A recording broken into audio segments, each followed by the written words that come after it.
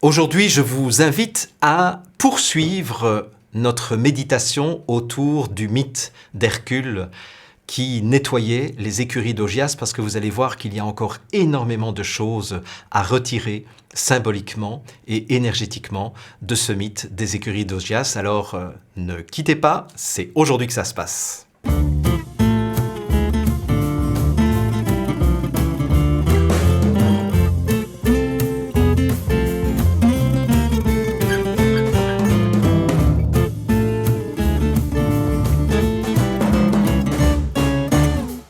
Bonjour et bienvenue dans cette nouvelle conversation du lundi, la conversation numéro 128 du 28 février 2022, donc c'est le dernier jour du mois de février, et je suis vraiment très heureux de vous retrouver à nouveau pour poursuivre cette aventure des conversations du lundi qui, je vous le rappelle encore une fois, a commencé fin juillet 2019 et vous avez annoncé que je passerai 1 an en votre compagnie pour vous faire réfléchir sur les conditionnements que nous subissons et dont nous sommes victimes, entre guillemets, sans le savoir, et aussi pour savoir comment est-ce que nous pouvons mettre en place un processus de déconditionnement. Et je pense que la crise Covid-19 nous a offert un superbe terrain d'expérience pour nous rendre compte à quel point les mondialistes, cette minuscule minorité de criminels psychopathes milliardaires, ont usé et abusé de toute une série de stratégies inspirées de la psychologie sociale, inspirées de l'ingénierie sociale, inspirées des processus de manipulation de masse, les théories de management, ont usé de tout cela pour conditionner de plus en plus une bonne partie de la population, pour faire accepter à cette population des choses que la population n'aurait pas acceptées dans des conditions ordinaires. Donc je ne reviens pas sur toutes ces choses-là, et ça m'a fait vraiment très plaisir de voir à quel point vous avez reçu avec énormément d'enthousiasme ce décodage que j'ai fait du 5e travail d'Hercule, dans cette mythologie des 12 travaux d'Hercule, ce 5e travail qui consistait à nettoyer en une journée les écuries d'Augias qui n'avaient pas été nettoyées depuis 30 ans et dans lesquelles, parce qu'il y avait plusieurs écuries, dans lesquelles Augias possédait un grand nombre de bœufs protégés par 12 taureaux, comme je vous l'avais dit la semaine dernière. Et je vous avais dit, dans tout ce décodage qui finalement tombait à point nommé par rapport à cette transition que je vous avais annoncée la semaine précédente, et qui consistait à dire, voilà, on va s'arrêter maintenant de remuer la merde et de contempler la merde du monde. Il serait peut-être temps qu'on commence à préparer l'après-merde, l'après-crise, l'après-tentative d'instauration d'un régime totalitaire et de réenchanter nos vies et le monde. Et la transition, je vous ai proposé de la vivre avec moi en méditant sur ce travail d'Hercule qui consistait donc à nettoyer les écuries d'Augias. Mais en faisant cela, puisque comme je vous le disais, on ne peut pas imaginer de construire un meilleur monde, de réenchanter le monde, si on n'a pas fait un nettoyage en profondeur du monde actuel qui est, je dirais, perclus de défauts, de corruption, de méchanceté, de malveillance. Enfin bon, je pense que je n'ai pas besoin de revenir là-dessus. Mais je vous avais dit aussi que j'avais, je dirais, emporté par mon enthousiasme et mon inspiration, parce que vous l'avez remarqué, j'ai enregistré cette conversation en une seule traite. Il n'y a pas une seule coupe dans cette vidéo qui durait à peu près 45 minutes. Mais du coup, je me suis rendu compte pendant que je vous parlais qu'il y avait des informations que j'aurais pu aller vérifier et que j'aurais pu aller approfondir avant de vous parler emporté par l'élan de mon enthousiasme. Et entre autres, je vous avais dit, tiens, c'est dommage, je n'ai pas été regarder quelle était la symbolique de ces deux fleuves que Hercule avait détournés pour nettoyer en une fois, en tout cas pour faire en sorte que les fleuves, qui sont deux dieux, en fait, ce sont des dieux fleuves, pour que ces deux dieux fassent le travail de nettoyage. Et je vous avais dit, je ne sais pas ce que signifie finalement, symboliquement, le fleuve Alphée et le fleuve Pénée. Pénée, P-E-N-E-E. Je vous avais dit aussi, tiens, c'est bizarre, pourquoi est-ce qu'on parle d'écurie d'Augias alors que dans la légende, on nous dit que le roi Augias possédait des bœufs protégés par des taureaux. Habituellement, on aurait dit des étables. Alors pourquoi est-ce qu'on parle d'écurie? Et pourquoi 30 ans? Alors, ce qui évidemment me fait plaisir dans cette dialectique et dans cette dynamique que nous entretenons depuis des mois et parfois des années, c'est que vous êtes un groupe de personnes, vous êtes une communauté extrêmement réactive, extrêmement vivante. Et ce que j'apprécie énormément, c'est qu'il y a énormément de communication entre vous. Et je vous encourage vraiment à continuer à vous répondre les uns les autres. Ça se fait en plus dans une très grande bienveillance. De temps en temps, il y a un troll qui revient, chaque fois avec une identité différente. Et écoutez, franchement, c'est juste un seul bonhomme que nous sommes obligés, à chaque fois qu'on le repère ou chaque fois que vous le signalez, j'irais d'éliminer. Mais il revient à chaque fois, bon, je me demande à quoi qu'est-ce qu'il espère, mais bon, voilà. Mais à part ce bonhomme-là, qui est tout seul, moi j'apprécie vraiment beaucoup de voir que, vous avez été très nombreux à faire des recherches pour moi et à me donner un certain nombre de pistes pour comprendre ce que représentaient ces fleuves Alphée et Pénée. Et j'ai vu aussi que vous aviez apporté un certain nombre d'informations qui ont été reprises par d'autres et vous avez eu parfois des longs partages entre vous pour dire comment cette conversation avait trouvé des résonances à l'intérieur de vous. Et c'est pour ça que pour moi, ce sont de véritables conversations, ce ne sont pas des monologues, ce sont des conversations sous un mode un peu particulier, puisque moi je parle, mais après vous parlez, vous êtes en moyenne entre 600 et 1000 à laisser des commentaires sous chacune des vidéos sur la chaîne privée, et je prends chaque fois le temps, ça me prend à peu près, en moyenne ça me prend une journée complète pour lire l'ensemble des commentaires.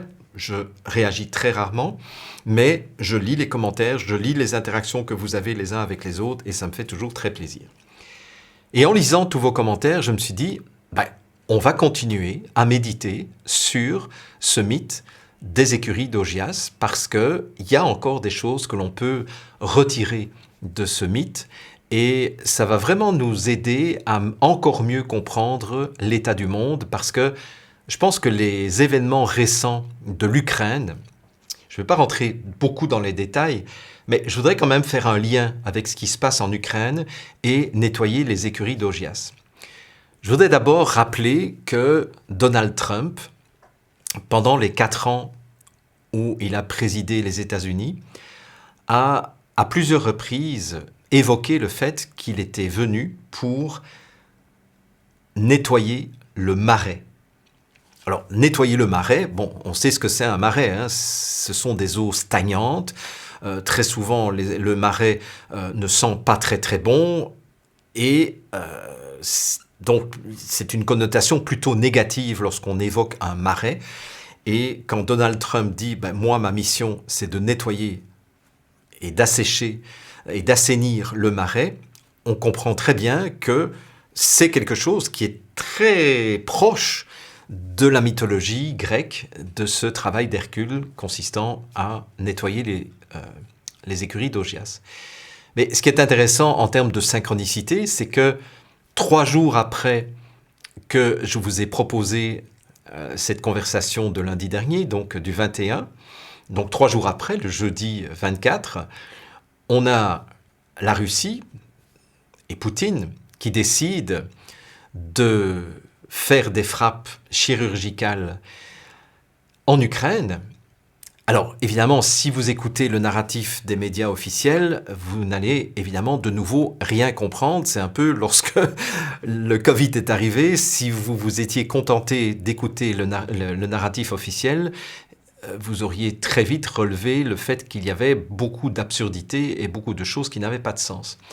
Même chose, ici, tous les médias en chœur sont en train de pointer du doigt et en train d'accuser Poutine, alors que si on regarde un petit peu ce qui s'est passé dans l'histoire, je ne vais pas développer aujourd'hui parce que j'aimerais rester sur la symbolique des écuries d'Augias, mais je voudrais quand même vous donner quelques références sous cette vidéo qui vous permettront de vous faire une idée alternative, si vous ne vous êtes pas encore fait une idée, de ce qui se passe réellement en Ukraine. Et en fait, il faut savoir que l'Ukraine a fait l'objet d'un coup d'État de la CIA en 2014, où la CIA a remplacé le dirigeant de l'Ukraine qui était élu démocratiquement. C'était peut-être pas le meilleur dirigeant du monde, mais enfin, c'était un élu démocratique, je dirais, enfin, il avait été élu démocratiquement, je ne sais pas s'il était démocrate, mais enfin, il avait été élu par le peuple ukrainien pour présider à la destinée de l'Ukraine. Et en 2014, la CIA a organisé un coup de déstabilisation, comme ils en ont le secret, pour mettre à la tête de l'Ukraine un néo-nazi et pour permettre à l'Ukraine de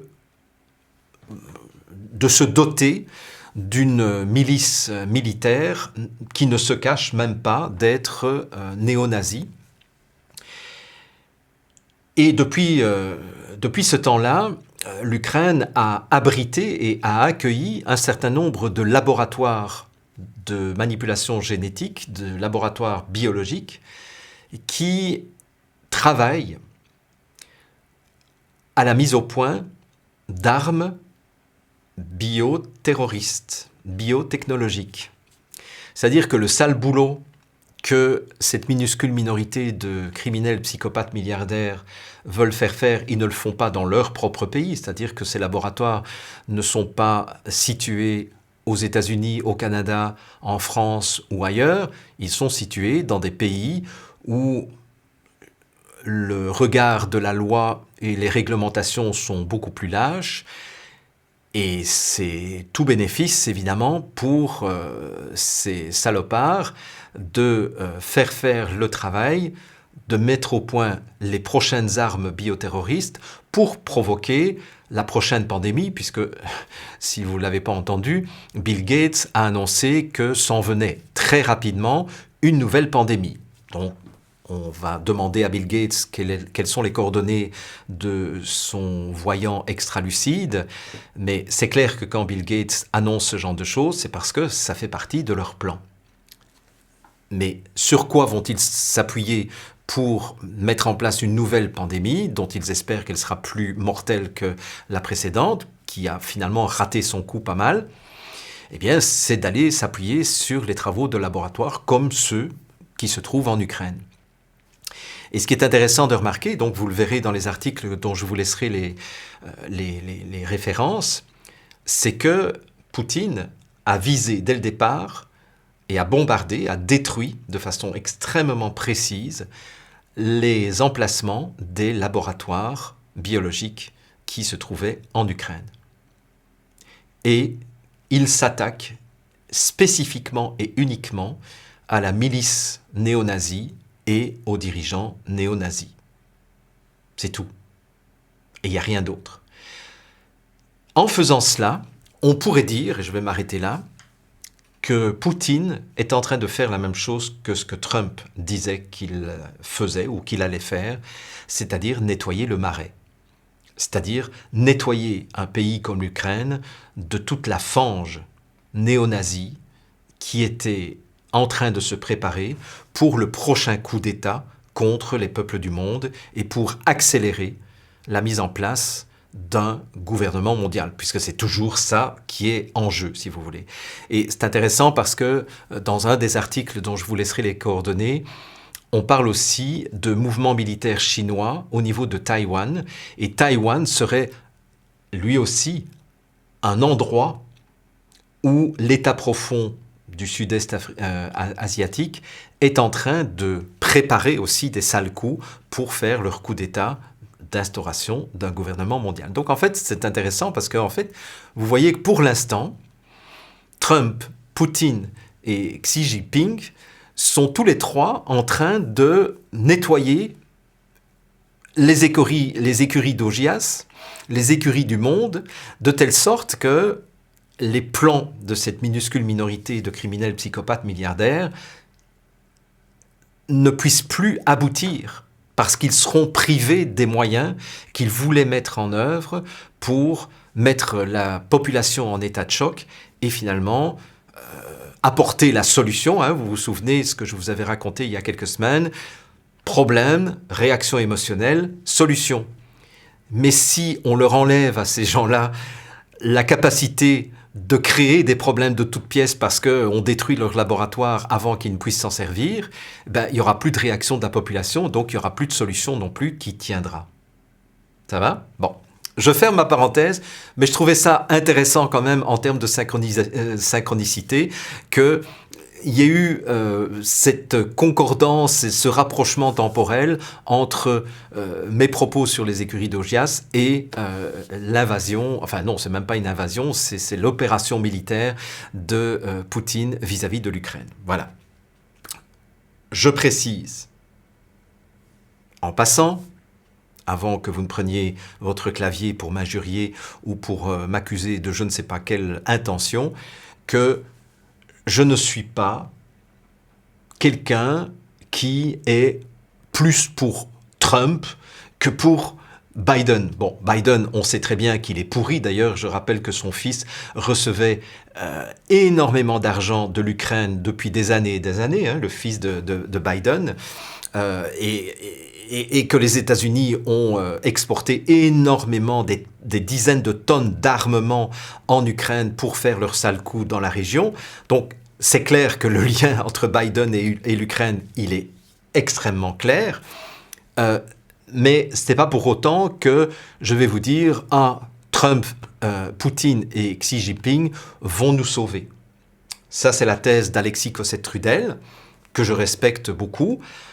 J'espère qu'il a raison, mais en ce qui me concerne, je vous l'ai dit à plusieurs reprises, je ne veux léguer et je ne veux déléguer mon pouvoir à aucun sauveur providentiel.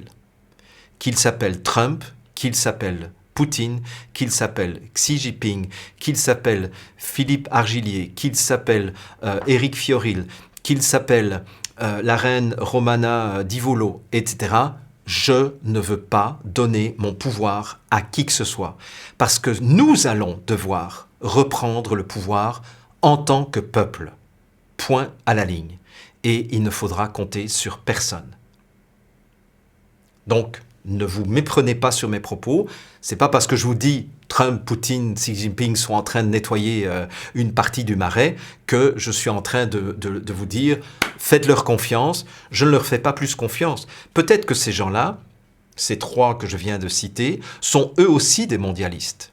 Parce qu'eux aussi, peut-être, appellent de leur vœu un nouvel ordre mondial. Je rappelle quand même que Poutine a fait partie des Young Global Leaders du Forum économique mondial. Alors, c'est peut-être un mondialiste qui a des intérêts personnels ou des intérêts nationaux qui entrent en conflit avec les intérêts des Américains ou des Chinois, mais peut-être que ces trois-là visent autant le mondialisme que les autres pourris dont on connaît les noms et les identités. C'est pour ça que, vous voyez, c'est ce que je vous ai expliqué aussi dans mes dernières conversations du lundi consacrées à l'ingénierie sociale, c'est que dans l'ingénierie sociale, on fait croire à la population qu'il y a deux camps adverses et on impose, on demande à la population de choisir pour l'un ou pour l'autre camp. Et si un camp apparaît comme le mauvais, la population va se réfugier dans l'autre camp Sauf que cet autre camp est aussi pourri que le premier parce que ces deux camps sont agités par le même marionnettiste qui est cette minuscule minorité de criminels, psychopathes, milliardaires. Et il ne faut pas se leurrer, il ne faut pas tomber dans le piège de dire « Oh là là, Biden c'est un salaud, donc Trump ça va être mon sauveur, donc je vais confier ma vie à Trump. » Non, c'est pas comme ça que ça marche. C'est de sortir de ce dualisme, d'ailleurs j'y reviendrai dans la symbolique que je voudrais aborder maintenant, c'est que la réunion de ces deux fleuves justement. Pourquoi deux? Parce qu'un fleuve aurait pu suffire peut-être pour nettoyer les écuries d'Augias. Pourquoi est-ce que Hercule va détourner deux fleuves? Vous avez d'ailleurs bien rigolé quand je vous ai dit qu'il devait être ascendant Castor, parce qu'effectivement, pour faire un barrage, pour détourner un fleuve, il faut quand même être fortiche. Bon, voilà. Alors, ça m'est sorti comme ça. Je vous ai dit, il faut être ascendant Castor, mais vous avez été nombreux à me dire que vous aviez bien rigolé à ce mot d'humour. Pourquoi est-ce que Hercule sent la nécessité de détourner deux fleuves? C'est justement pour sortir de cette dualité dans laquelle nous sommes depuis la fondation du monde. Depuis la fondation du monde, au moment où... je vais reprendre le mythe, parce que c'est un mythe. Pour ceux qui croient encore que c'est une histoire réelle, je dirais qu'il faudrait peut-être revisiter vos conditionnements. Le mythe du paradis terrestre avec Adam et Ève. Ce qui avait été dit à Adam et Ève, c'est qu'ils n'avaient pas le droit de toucher à deux arbres.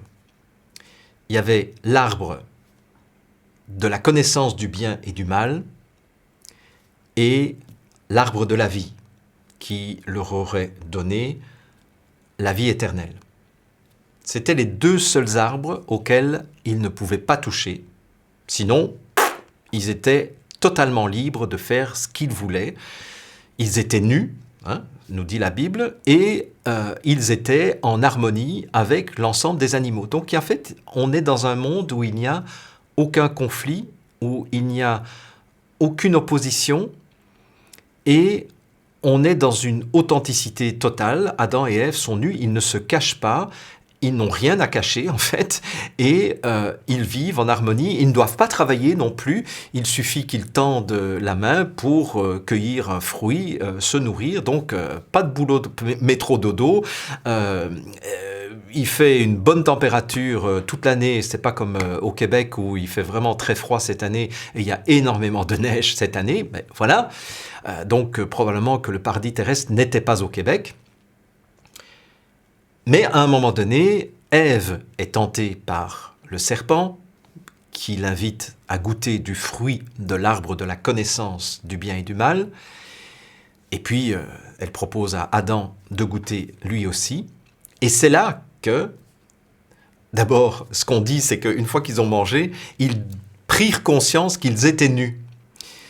C'est-à-dire qu'ils prennent conscience à ce moment-là de leur caractère sexué. Vous vous souvenez que je vous avais dit il y a quelques semaines aussi que dans tous les mythes de création du monde, et pas seulement le mythe du paradis terrestre qui est le mythe fondateur des religions monothéistes, c'est-à-dire chrétiennes, musulmanes et juives, mais dans tous les mythes de création du monde, on nous parle de l'androgyne originel qui à un moment donné va être coupé en deux pour faire d'un côté un homme et de l'autre côté une femme. Et je vous disais, ça correspond au vécu intérieur de l'enfant qui jusqu'à l'âge de 3 ans se vit comme un androgyne, et c'est à l'âge de 3 ans qu'il découvre que le monde est coupé en deux, c'est-à-dire il y a les mâles d'un côté et il y a les femelles de l'autre.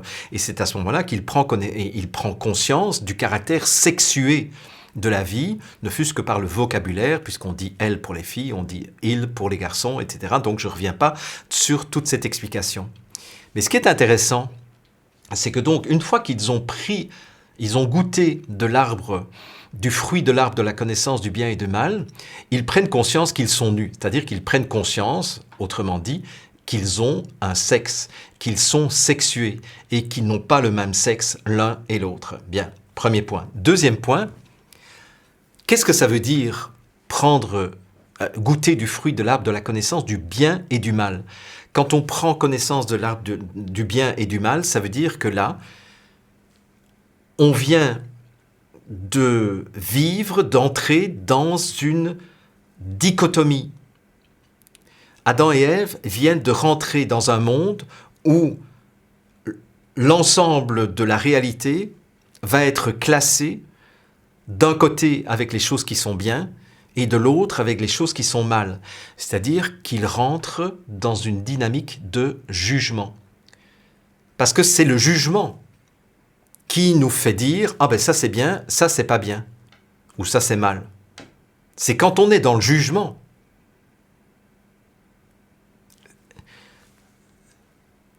C'est des choses que j'ai enseignées très souvent aux parents que je formais à l'époque. Je formais des parents accoucheurs du potentiel de leurs enfants et j'insistais auprès des parents que je formais en leur disant si votre enfant vient de faire quelque chose qui vous a fait plaisir, par exemple, votre enfant a mis la table sans que vous lui ayez demandé. Mais plutôt que de dire « Ah, c'est bien, tu as mis la table ». Parce que c'est bien, tu as mis la table, c'est poser un jugement. Ce qui voudrait dire dans l'inconscient de l'enfant que le jour où il ne mettra pas la table, ce sera peut-être mal. Et là, on fait rentrer l'enfant dans des catégories bien-mal. Pourquoi ne pas dire tout simplement à l'enfant « Qu'est-ce que ça me fait plaisir que tu aies mis la table sans que je te le demande ?» Vous voyez la différence? Parce qu'à partir de là, il n'y a pas de jugement. C'est simplement, voilà, je te décris l'impact que ça a sur moi, émotionnellement, de constater que tu as mis la table sans que je te le demande. Et ça me fait plaisir. Je suis heureuse, je suis heureux de constater cela. De la même façon que je peux dire, je suis déçu, je suis fâché, je ne suis pas content de voir que tu n'as pas rangé ta chambre alors que tu m'avais promis de ranger ta chambre. C'est pas mal. C'est simplement, ça me fait de la peine. Je suis pas heureux, je suis fâché, je suis mécontent. Mais je t'aime tout autant. Ce qui nous amène évidemment à aussi regarder comment nous, en tant qu'êtres humains, en tant qu'adultes, nous n'arrêtons pas de qualifier les événements que nous vivons comme bien et mal. Vous vous souvenez de cette histoire, je l'ai déjà racontée plusieurs fois, mais je pense que c'est vraiment important parce que vous allez comprendre en quoi ça a un rapport avec les écuries d'Augias et en quoi ça a un rapport avec le fait de réenchanter la vie et le monde. Vous connaissez probablement cette légende que j'ai déjà racontée à plusieurs reprises de ce vieux fermier chinois qui était veuf, il n'avait qu'un fils, un cheval et un petit lopin de terre. Et un jour, le fils ferme mal la barrière de l'enclos où se trouvait le cheval, et le cheval s'enfuit dans les plaines. Et le village s'exclame « Oh, quel malheur s'est abattu sur ce vieux fermier !» Déjà qu'il était veuf, déjà qu'il n'avait qu'un cheval, il n'était pas très riche, et là maintenant ils n'ont plus de cheval pour labourer les champs, pour transporter la récolte jusqu'au marché du village. Oh là là, qu'est-ce que c'est malheureux! Et le vieux fermier qui entend ça dit « Est-ce que c'est un bien? Est-ce que c'est un mal? Je n'en sais rien. Je ne connais pas la fin de l'histoire. » Et de fait, quelques jours plus tard, le cheval qui s'était enfui revient, suivi d'une horde de 14 chevaux sauvages. Et en voyant ça, le fils ouvre tout grand la barrière et les 15 chevaux rentrent dans l'enclos. Le fils ferme la barrière. Le village, en voyant ça, dit « Oh, quel bonheur! Qu'est-ce que c'est bien! Maintenant, il est le plus riche de la région. C'est génial, si son cheval ne s'était pas enfui la semaine dernière, il n'aurait jamais été à la tête d'une horde de 15 chevaux. C'est génial. » Et le vieux fermier de dire au village, « Est-ce un bien? Est-ce un mal? Je n'en sais rien, je ne connais pas la fin de l'histoire. » Et de fait, Dans les prochaines semaines, le fils qui essayait de dompter les chevaux sauvages, parce que comme vous le savez, un cheval sauvage, ça doit être débourré, ça doit être dompté, ça doit être calmé. Un cheval, au départ, n'accepte pas d'avoir quelqu'un sur son dos, donc il va ruer, etc. Et effectivement, c'est ce qui se passe. Un des chevaux que le fils essaye de dompter rue, le fils tombe en arrière, se casse une jambe, et le village, voyant ça, dit « Oh là là, qu'est-ce que c'est mal ! Oh, quel malheur s'est abattu sur cette ferme !» le vieux fermier qui était déjà si vieux et il n'avait que son fils pour l'aider. Et maintenant, son fils a une jambe cassée. Si le cheval n'était pas parti, n'avait pas ramené des chevaux sauvages, ben le fils ne se serait pas cassé une jambe. Qu'est-ce que c'est mal ? Et le vieux fermier de répondre, est-ce un bien, est-ce un mal que mon fils se soit cassé une jambe ? Je n'en sais rien, je ne connais pas la fin de l'histoire. Et de fait, la semaine suivante, une guerre est déclarée avec la province voisine. Et pour les besoins de la guerre, on enrôle tous les jeunes gens valides pour aller faire la guerre et peut-être risquer de se faire tuer dans cette guerre. Et le village de regarder le fermier et de dire « Ah, quel bonheur que son fils se soit cassé la jambe !» Parce que sinon, il aurait dû partir à la guerre et peut-être risquer de se faire tuer comme nos fils vont peut-être risquer de se faire tuer et nous ne les reverrons pas. Et le fermier de dire « Est-ce un bien, est-ce un mal que mon fils n'aille pas à la guerre ? Je n'en sais rien, je ne connais pas encore la fin de l'histoire. » Et si j'avais de l'imagination et si j'avais le temps, je continuerais à raconter l'histoire encore et encore. Mais qu'est-ce que cette histoire nous enseigne ?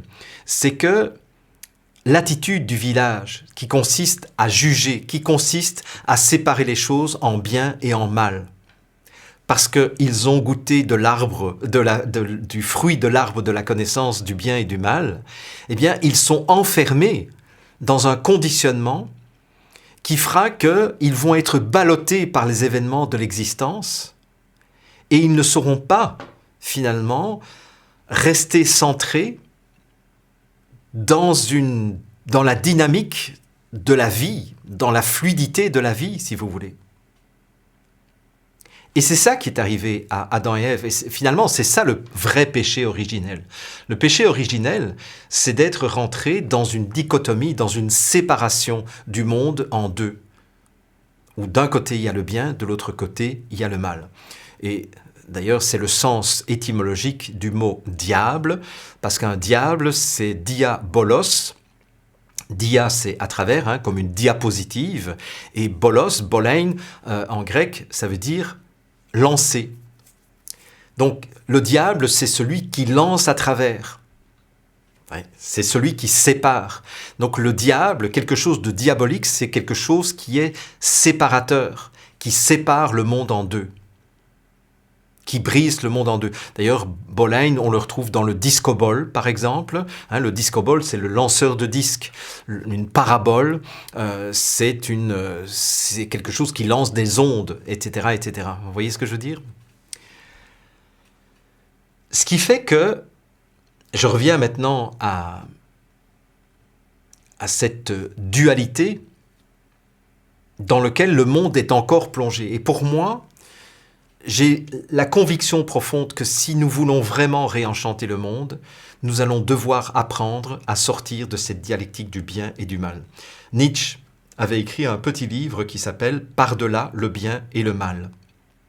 Et effectivement, Nietzsche disait « Si nous voulons être un humain plus qu'humain, si nous voulons vraiment accéder à ce que nous sommes appelés à être véritablement en tant qu'être humain, ce qu'il a appelé le surhomme, qu'on a mal interprété par la suite, et on a même récupéré les idées de Nietzsche pour faire le lit idéologique du nazisme, alors que, franchement, Nietzsche n'avait pas cette pensée et n'a pas élaboré sur le mythe du surhomme pour que ce soit récupéré par les nazis et pour, nourrir ce mythe de la race pure ça n'avait rien à voir. Le surhomme, c'est celui qui devient ce qu'il est, celui qui devient cet être spirituel que nous sommes tous et que nous sommes appelés à retrouver si nous avons perdu cette connexion avec notre spiritualité.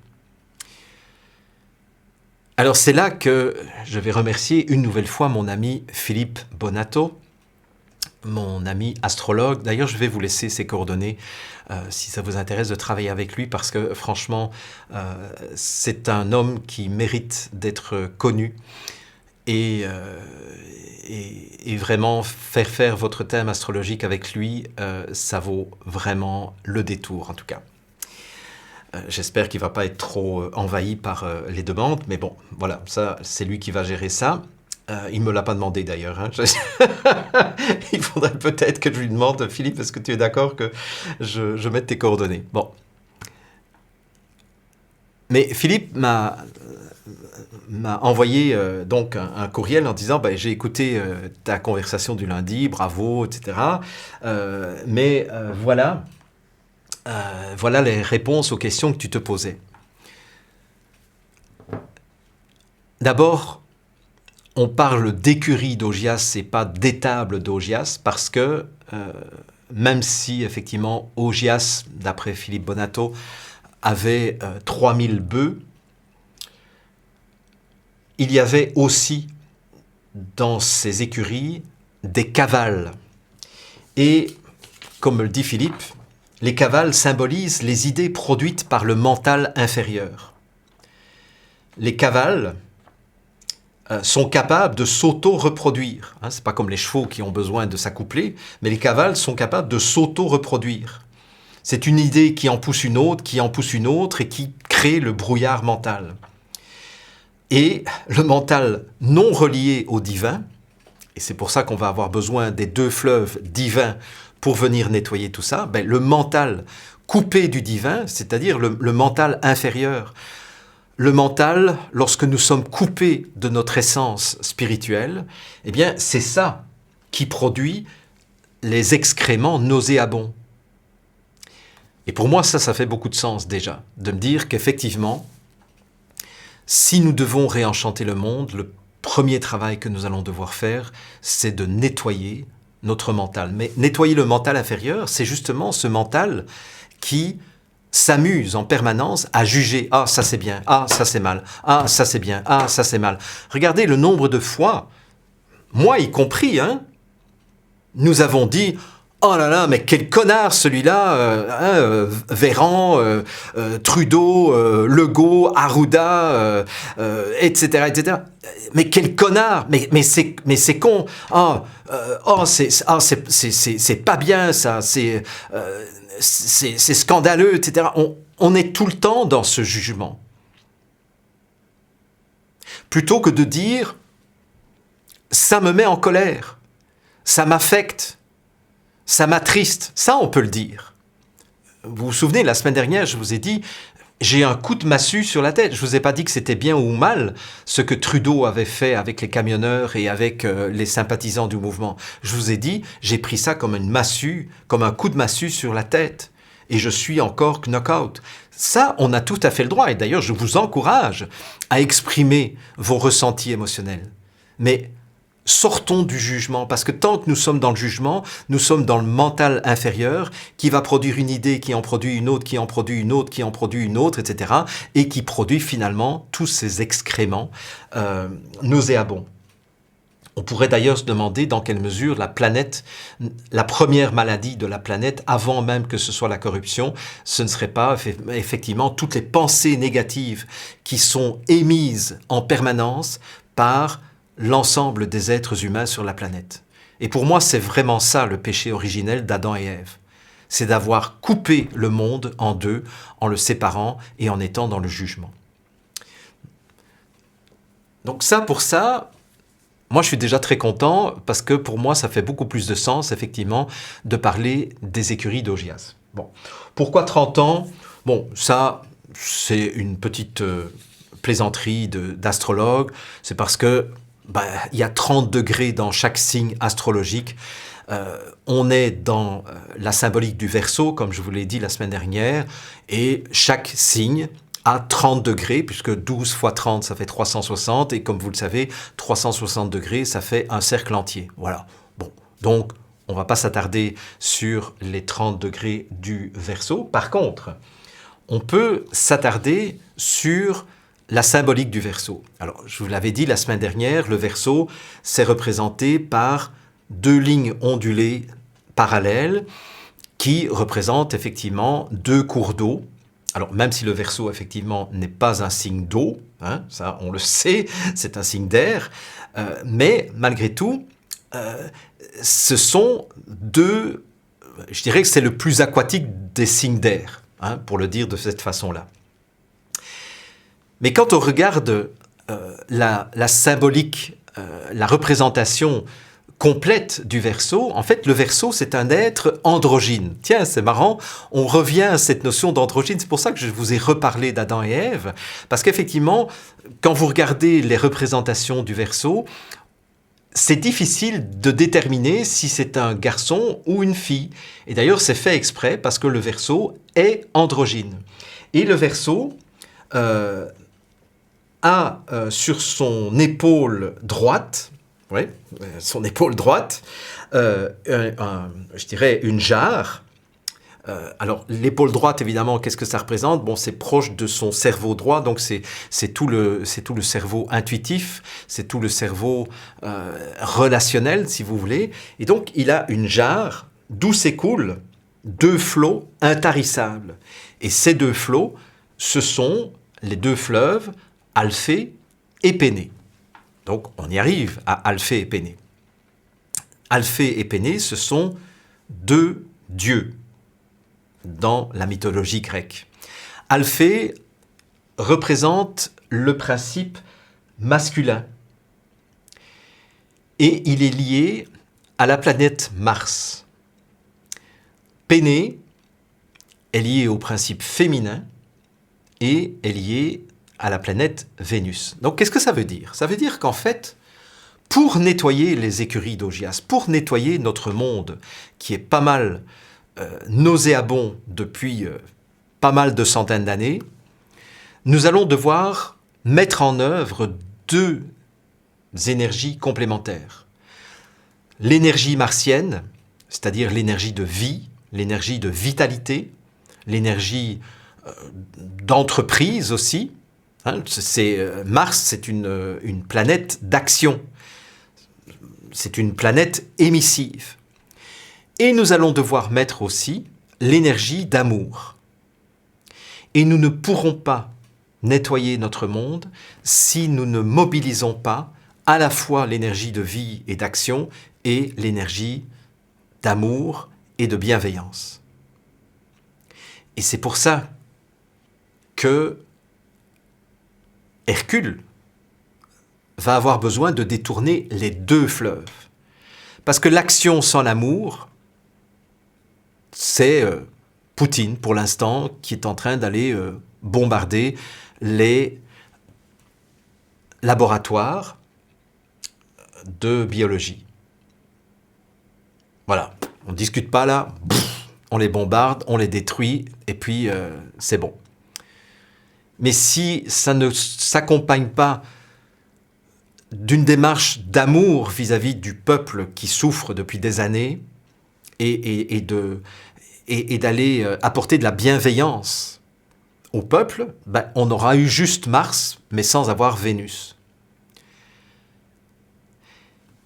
Et quand on y réfléchit, c'est grâce à la conjonction du masculin et du féminin, mais le vrai masculin et le vrai féminin, l'archétype masculin et l'archétype féminin, c'est en faisant cela que l'on fait exploser les barrières du mental, qu'on fait exploser le mental inférieur, qu'on sort de cette dichotomie où, depuis Adam et Ève, on a séparé le monde en deux, le bien et le mal, on se met au-delà du bien et du mal. Et comme je vous l'avais dit la semaine dernière, finalement, ce n'est pas Hercule qui a fait le travail. Lui, il a mis en place les circonstances qui étaient nécessaires pour que la force de vie et la force d'amour puissent venir balayer, si vous voulez, ce mental inférieur qui était en train de produire des pensées diaboliques, au sens étymologique du terme. Alors, évidemment, comme me le dit Philippe Bonato, il dit il est mentionné qu'Hercule décloisonne les écuries en ouvrant toutes les stalles afin d'y faire pénétrer ce flot d'énergie spirituelle. Ainsi, le travail d'Hercule se fait tout seul, et la seule responsabilité du verseur d'eau, c'est-à-dire du verseau, c'est de tenir son yin et son yang en équilibre. Et ça, je pense que c'est une clé absolument fondamentale pour les prochaines semaines, pour les prochains mois, pour les prochaines années. Si nous voulons véritablement réenchanter le monde, nous allons devoir apprendre l'art de l'équilibre, de la justesse, même pas de la justice, de la justesse. D'avoir en permanence les forces de destruction et les forces de construction. On retrouve ça aussi dans le symbolisme et dans la religion hindoue, puisqu'on a d'un côté Shiva, qui est le dieu de la destruction, et Vishnu, qui est le dieu de la construction. Et puis vous avez, si mes souvenirs sont bons, Brahma, qui est l'équilibre entre les deux. Et ayant été en Inde à plusieurs reprises, je peux vous dire que Shiva est un dieu qui est extrêmement vénéré. Parce que les Indiens, et ceux de la religion hindoue, reconnaissent la nécessité de détruire ce qui est nocif, ce qui est nauséabond. Ce qui fait que réenchanter le monde, ce n'est pas rentrer dans un monde de bisounours, pour ceux qui auraient cru que c'était ça qui allait se passer. Nous allons devoir éroder nos réactions égotiques, par exemple. Donc on va devoir, non pas détruire l'ego, parce que nous avons besoin d'un ego pour entreprendre, mais nous allons devoir éliminer tout ce qui empêche nos cœurs de se rencontrer les uns les autres. Et c'est ça la symbolique. Et donc d'équilibrer à la fois la destruction et la bienveillance, la vie et l'amour. Et en faisant ça, on s'éloigne et on éloigne de nous les haines, les jugements hâtifs, les envies de pouvoir, en somme tout ce qui nous met dans une séparativité, nous, les êtres humains, les uns par rapport aux autres. Parce que finalement, qu'est-ce qui fait que nous sommes séparés les uns des autres? C'est le jugement que nous portons les uns sur les autres. Si nous n'avions plus de jugement les uns sur les autres, nous ne serions plus séparés. Nous n'aurions plus l'illusion que nous sommes séparés. Ça va? Alors, ce qui est très drôle aussi, et de nouveau ça c'est peut-être une synchronicité, c'est que Mars et Vénus, dans le ciel, vont se rencontrer, donc vont être conjoints, donc ils vont être exactement au même degré du ciel, le 6 mars prochain, donc c'est dans quelques jours. Et ce qui est intéressant, les rencontres entre Mars et Vénus, comme ce sont des planètes qui tournent très vite autour du Soleil, ça arrive assez souvent, parce qu'il y en a une qui tourne plus vite que l'autre, donc régulièrement, elles se croisent un jour ou deux, et puis elles se décroisent, et puis elles vont se retrouver, etc., et ça va fonctionner comme ça. Mais cette fois-ci, Mars et Vénus vont être conjoints le 6 mars, au moment précis où ces deux planètes rentrent dans le Verseau. Bon, donc ça c'est un petit clin d'œil qui pourrait nous évoquer le fait que il y a peut-être quelque chose d'important qui va se passer en termes de nettoyage des écuries d'Augias. Et peut-être qu'au niveau planétaire, quelque chose de l'énergie du Verseau va pouvoir être activé. Voilà, mais ça, c'est juste pour ceux qui sont férus d'astrologie. Pour terminer, j'aimerais encore faire mention d'autres remarques que certains d'entre vous m'ont faites à propos d'Ida et de Pingala. Alors, pour ceux qui ne sont pas coutumiers de ces termes, Ida et Pingala, ce sont deux, comment est-ce qu'on appelle ça maintenant? Ce sont deux nadis, ce sont deux méridiens énergétiques qui partent tous les deux du plancher pelvien et qui remontent le long de la colonne vertébrale en se croisant à plusieurs reprises et viennent terminer au niveau des narines. Alors, ce qui est intéressant, c'est qu'il y a 3 nadis qui montent. Il y a Ida, Pingala, donc Ida, Pingala font comme ça, jusqu'au cerveau et jusqu'aux narines. Et puis, vous avez un troisième qui s'appelle Sushumna. Et Sushumna, c'est ce qui monte en ligne droite au niveau de la colonne vertébrale. Et lorsqu'il y a un réveil d'énergie au niveau de Sushumna, c'est à ce moment-là qu'on parle d'une montée de Kundalini. Bien. Alors, je ne vais pas rentrer beaucoup dans les détails de ce genre de choses, mais si vous reprenez le fleuve Alphée, qui est donc le principe masculin qui est lié à Mars, eh bien, ça, c'est lié à Pingala. Et Pingala prend sa source à la droite de la colonne vertébrale, va monter et donc il va monter en croisant plusieurs fois. Donc, il va illuminer le cerveau gauche, c'est-à-dire le cerveau rationnel de l'être humain, et va se terminer dans la narine droite.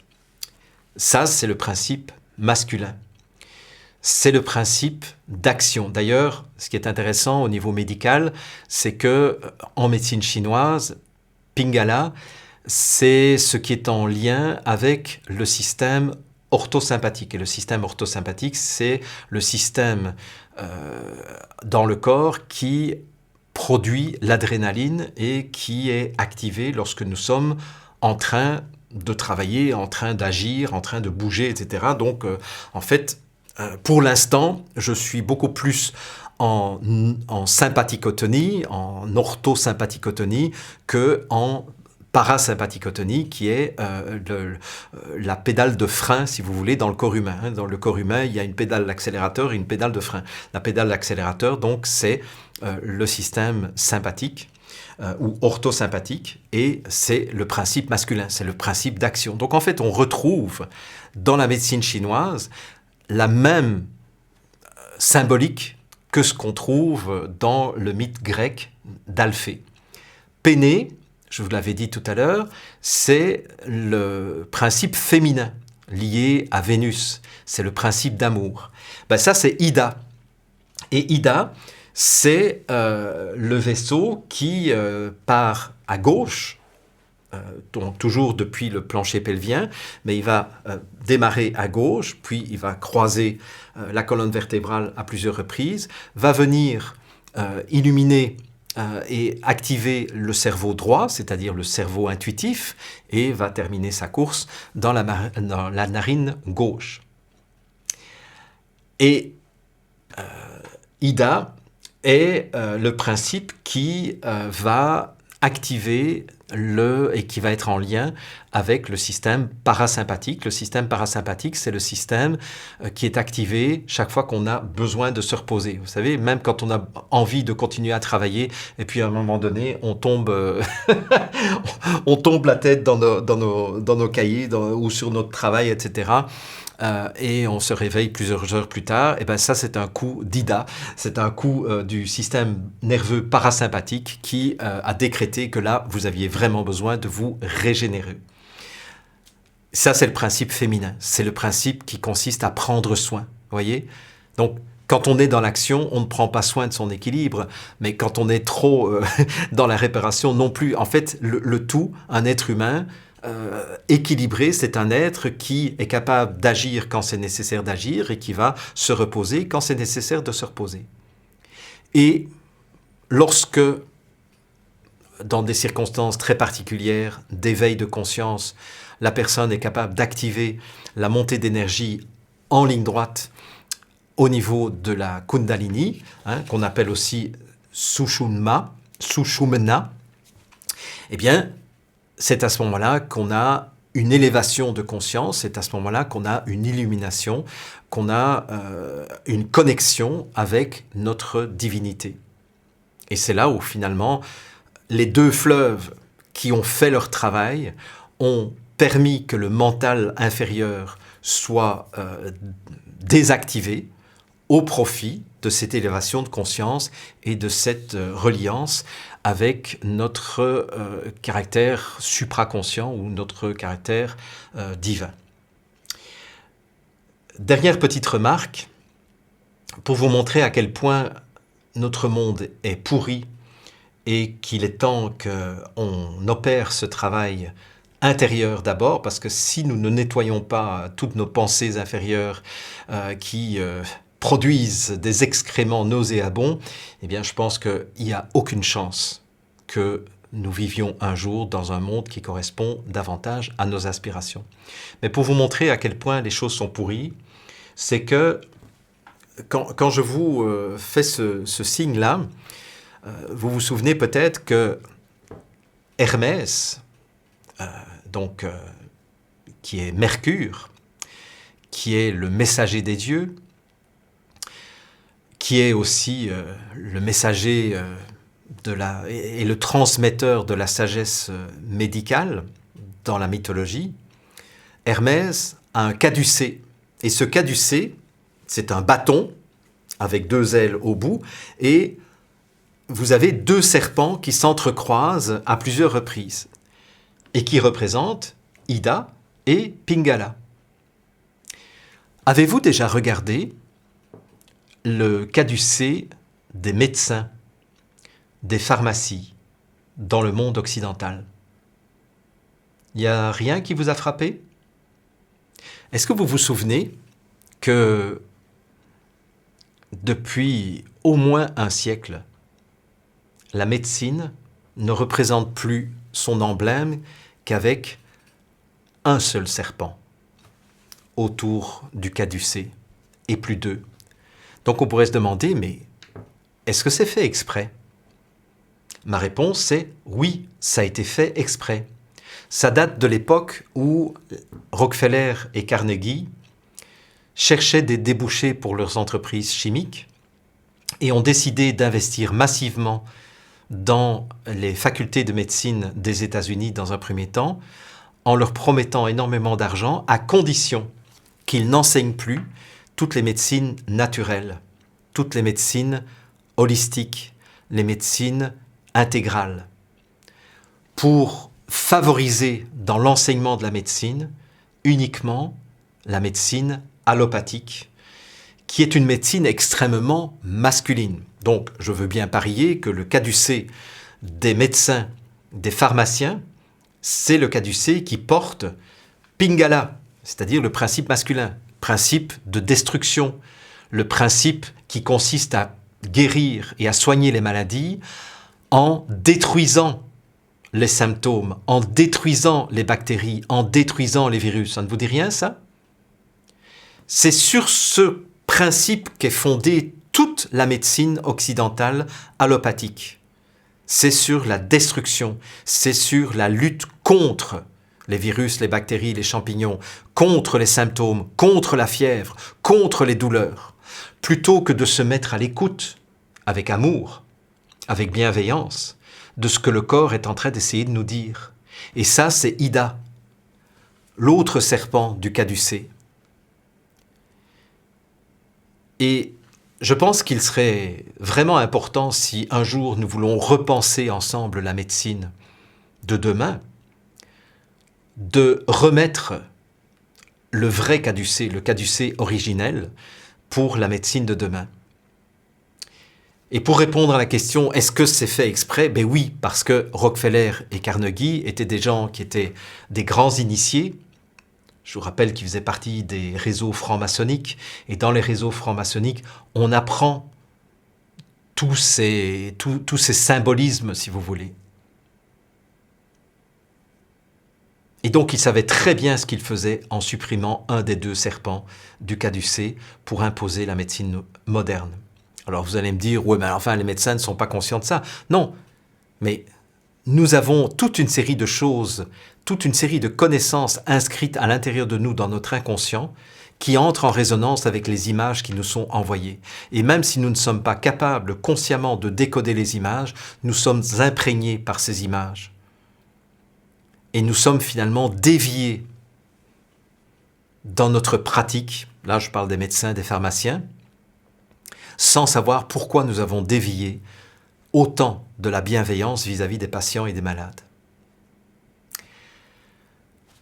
J'espère sincèrement que ce nouveau décodage ou ce complément de décodage fait grâce à toutes vos remarques et grâce aussi aux remarques de Philippe Bonato, j'espère sincèrement que ça va vous permettre de continuer à méditer sur le travail qui nous attend.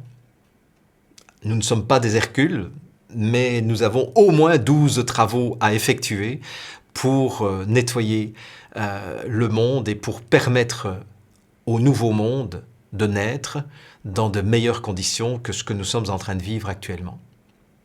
La vie et l'amour. Donc si vous n'avez qu'une chose à retenir de cette conversation d'1 heure aujourd'hui, c'est nous allons devoir détruire et nous allons devoir manifester de l'amour et de la bienveillance en même temps.